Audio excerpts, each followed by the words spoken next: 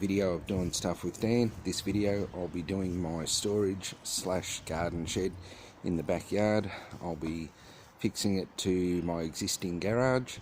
I've already done a little bit so far, and I didn't get to video that yesterday because I just forgot, and it's been raining off and on the last 2 or 3 days, so it's been a bit of slow progress. But I've got a couple of nice days, well, non-raining days, today, tomorrow, so hopefully I'll get it knocked over.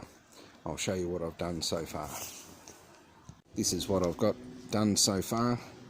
I've put up a light square tube frame.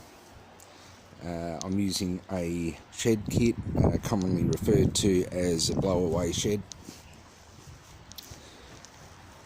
I've fixed what's called top hat to the eaves of the existing garage, which then I've attached the frame to that.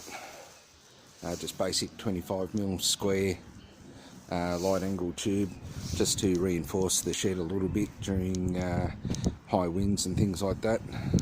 If you don't know, I do live in Ballarat, so the weather can get pretty cold and windy. I've already started on this wall here, put one wall up. Didn't quite get the angle I was hoping, so I've just got to trim off the top of the wall here to line up with the frame, but that's nothing. Today I'll be working on this wall here and hopefully the front wall.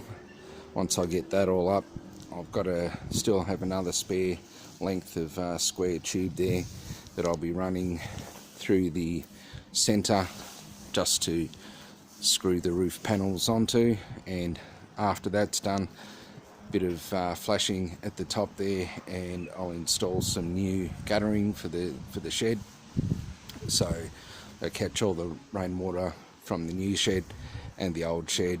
And eventually I'm going to put a water tank over in this area somewhere here, just to use on the garden and maybe to wash my hands while I'm in the shed, so I don't go inside to wash their hands and the wife doesn't get upset that I make a mess everywhere.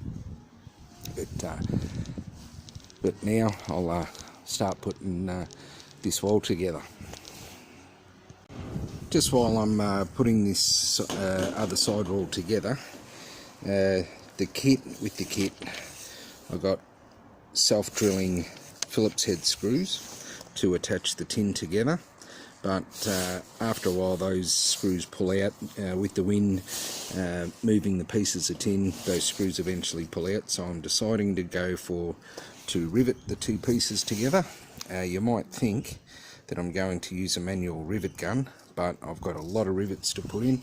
I've got 2 bags of those plus another bag, so you can imagine how many screws are going to be going into the shed, so that'll be the equal amount of rivets, and by no means am I going to do it all with a manual rivet gun.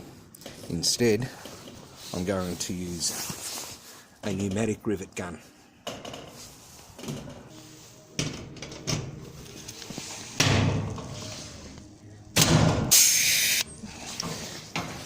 That's pretty much it, so it makes my life a lot easier.